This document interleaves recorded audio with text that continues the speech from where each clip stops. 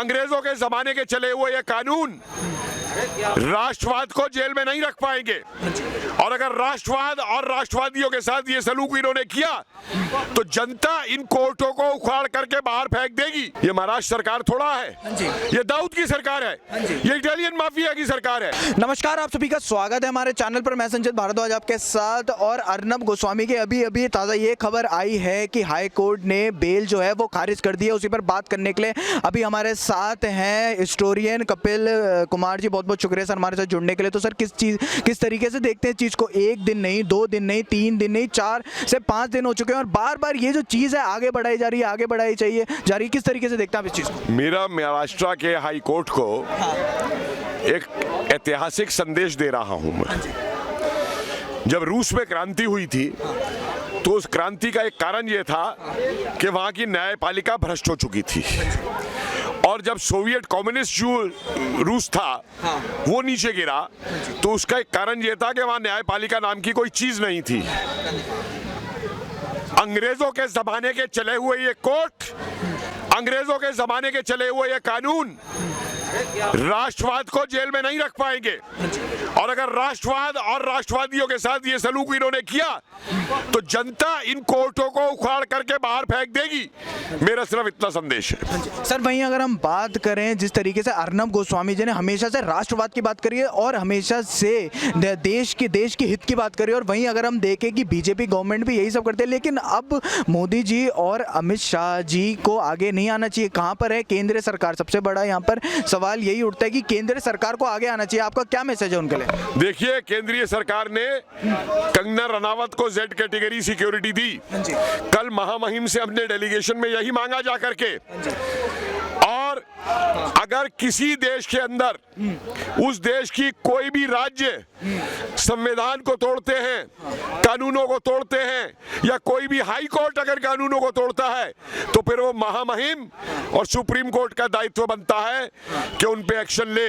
और अगर ये एक्शन नहीं लेंगे तो एक बात फिर मैं बताऊंगा कि राष्ट्रवाद को जेल में कोई नहीं रख सकता।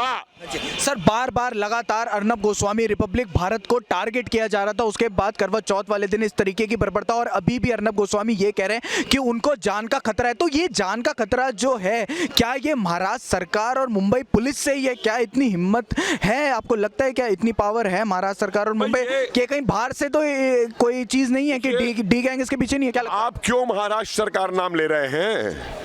ये महाराष्ट्र सरकार थोड़ा है, ये दाऊद की सरकार है, ये इटालियन माफिया की सरकार है, ये परिवारवाद की सरकार है, 3 परिवारों की। ये जनता की सरकार नहीं है। और एक बात मैं आपको बता दूं, मुझे आज अपने इस देश की किस्मत पे रोना आता है कि जैसे अंग्रेजों के समय में राष्ट्रवादियों को जेल से निकालने के लिए, क्रांतिकारियों को छोड़ने के लिए आंदोलन किए जाते थे, आज आजाद भारत के अंदर एक राष्ट्रवादी को जेल से निकालने के लिए आंदोलन करने पड़ा है। इससे ज्यादा मनुष्य बात आजाद भारत के लिए नहीं हो सकती। सर क्या मैसेज है आपका शिवसेना और महाराष्ट्र की सरकार को कि क्या अब जिस तरीके से आज जंतर मंतर पे और पूरे देश में एक क्रांतिकारी के लिए अर्नब गोस्वामी जी के लिए इस तरीके से खड़े हुए हैं, तो क्या अब उनका जो खात्मा है, क्या उनकी जो सरकार है उसका खत्म होना अब निश्चित है? क्या कहना चाहेंगे इस बारे में? मैं एक चीज बता दूं आपको कि जो दुष्टों का खात्मा नहीं करेंगे ना और मूक बैठ करके देखे रहेंगे तो उनका खात्मा भी दूर नहीं है। समझ गए आप? और आज देश में यह हाल है कि दशहरे के साथ कुंभकर्ण, मेघनाथ और रावण तो मारे गए।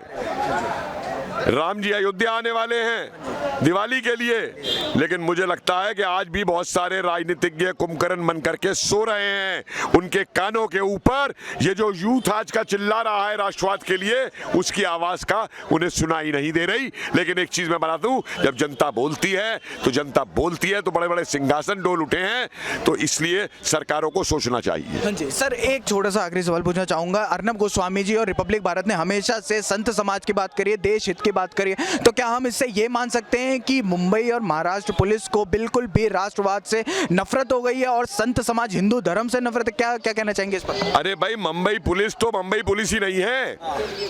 ये जो परमवीर है, ये वैसा डीएसपी है जो हरदीप सिंह कश्मीर में था, आईएसआई का और दाऊद का एजेंट। वोरा कमेटी को क्यों नहीं सरकार बाहर करती? पूरा सरकार पे रिकॉर्ड है आईबी के अंदर कि किसके दाऊद से क्या संबंध है। तो ये दाऊद का राज है, लेकिन नहीं चल पाएगा। बहुत बहुत शुक्रिया सर हमारे साथ जुड़ने के लिए।